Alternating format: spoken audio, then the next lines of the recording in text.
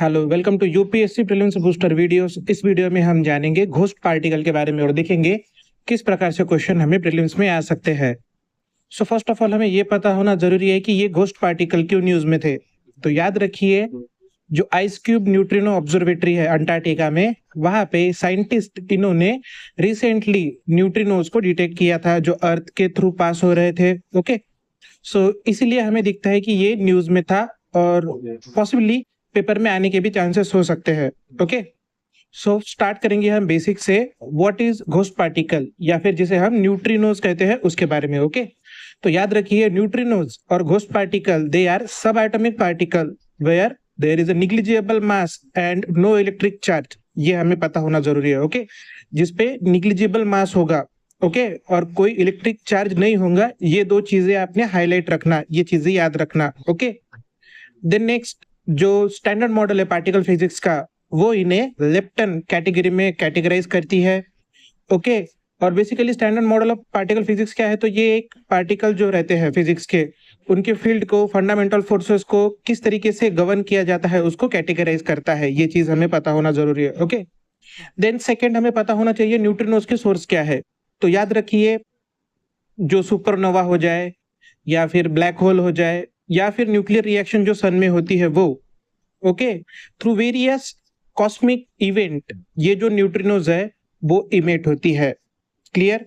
Now इसे ghost particle क्यों कहा जाता है, तो याद रखिए डेली, ओके, डेली में ट्रिलियंस ऑफ न्यूट्रिनोज जो है वो ह्यूमन के बॉडीज में से पास होती है without us noticing it.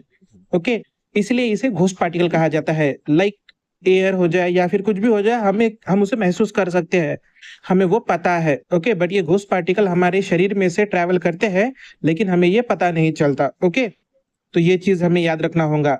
Then next, property क्या है इन न्यूट्रिनोज की, तो न्यूट्रिनोज जो है वो नियर, और क्या कह सकते हैं हम, कि स्पीड ऑफ लाइट जो है वो लाइट की स्पीड से ट्रैवल करते हैं, इन स्ट्रेट लाइन ट्रैवल करते हैं। ओके, सबसे इंपॉर्टेंट है वो स्ट्रेट लाइन में ट्रैवल करते हैं। They never get, okay, deflected, क्या कहेंगे हम, डिफ्लेक्टेड नहीं होते, वो स्कैटर भी नहीं होते। They neither get absorbed by any material और बाय एनी रिएक्शन, इसीलिए उन्हें डिटेक्ट करना बहुत हार्ड है।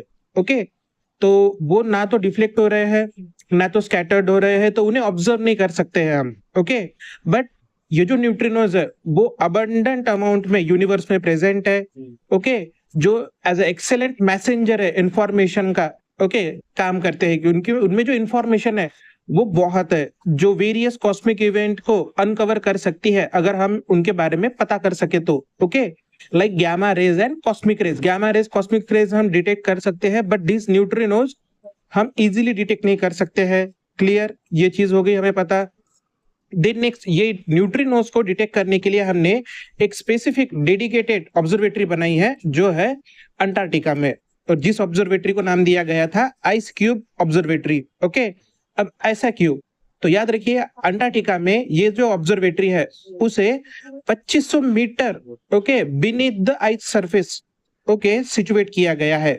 Means 2.5 kilometre beneath the ice cover इसको सिचुएट किया गया है to detect what, neutrinos. Okay, क्योंकि न्यूट्रिनोज जो है वो इजीली एब्जॉर्ब नहीं किया जा सकता है, उनका मास भी बहुत निग्लिजिबल है, they do not have any charge, उन्हें हम डिटेक्ट कर सकते हैं। बट यहाँ पे एक चीज इंपॉर्टेंट है, जो ये न्यूट्रिनोज है, ओके, तो ये न्यूट्रिनोज जब दूसरे मैटर्स के साथ इंटरेक्शन करेंगे, ओके, तब हम इसे ऑब्जर्व कर सकते हैं। लाइक याद रखिए, जो आइस है, जब इस आइस के कांटेक्ट में ये न्यूट्रिनोज आएंगे तो ये न्यूट्रिनोज क्या करेंगे, तो एक इलेक्ट्रिकल चार्ज जो है, okay, electrically charge secondary particle जो है वो प्रोड्यूस करेंगे, जो हाई स्पीड मतलब faster than the light, okay, वो ट्रैवल करेंगे। तो इन्हें ऑब्जर्व किया जा सकता है। क्यों? क्योंकि जब ये पार्टिकल ट्रैवल करेंगे तो वो एक ब्लू लाइट इमिट करेंगे, और इस ब्लू लाइट को ऑब्जर्व करके हम न्यूट्रिनोज को स्टडी कर सकते हैं। ओके, क्योंकि न्यूट्रिनोज को स्टडी हमें क्यों करना है, क्योंकि आने वाला जो फ्यूचर है वहां पे जो यूनिवर्स का इवोल्यूशन है वो हमें पता करना है। Then next, most of the universe, okay, mostly means 95% of the universe is composed of dark matter और डार्क एनर्जी। तो वो डार्क एनर्जी, डार्क मैटर, इसकी बेटर अंडरस्टैंडिंग के लिए हमें पहले न्यूट्रिनोज को स्टडी करना पड़ेगा। लाइक ब्लैक होल भी हम रिसेंटली ही नोटिस कर सक रहे हैं, क्योंकि ब्लैक होल है जहाँ से लाइट भी इमिट नहीं कर सकता, इसलिए हम उसे ऑब्जर्व नहीं कर सकते हैं। But today because of many precise scientific discovery और इंस्ट्रूमेंट, हम ब्लैक होल को ऑब्जर्व कर सकते हैं थ्रू द रिंग। जो रिंग तैयार होती है ब्लैक होल के सराउंडिंग में, उसकी वजह से। So like black hole there are many other phenomenon which we yet to uncover, जो हमें अब तक अनकवर नहीं किया है वो।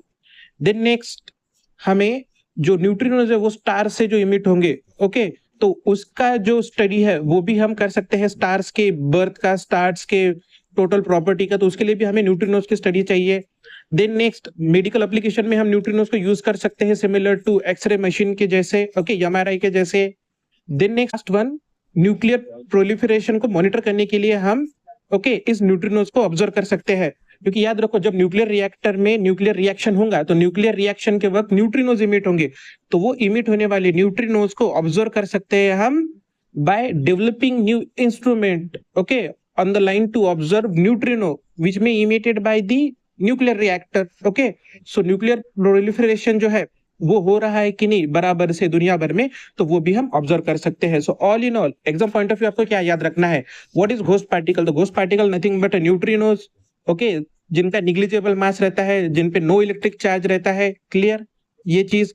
देन नेक्स्ट, वो standard model of particle physics में कौन से कैटेगराइज में आते हैं? तो वो लेप्टन की कैटेगरी में आते हैं। देन नेक्स्ट, उनकी प्रॉपर्टी क्या है? तो दे travel in straight line near speed of light. Clear? ये उनके सोर्सेस क्या है? तो न्यूक्लियर रिएक्शन में वो इमिट हो सकते हैं। देन नेक्स्ट, जो सुपरनोवा है वहां पर इमिट हो सकते हैं। देन नेक्स्ट, ब्लैक होल उन्हें इमिट करते हैं। क्लियर? और इन्हें ऑब्जर्व करने के लिए हमने ऑब्जर्वेटरी कहां पर बनाई है? तो आइस क्यूब ऑब्जर्वेटरी है अंटार्कटिका में। क्लियर? सो वो 2.5 किलोमीटर बीनीथ द सरफेस है। ये भी चीज आप याद रखिए, ये आपको पेपर के लिए हेल्प कर सकता है। Thank you very much.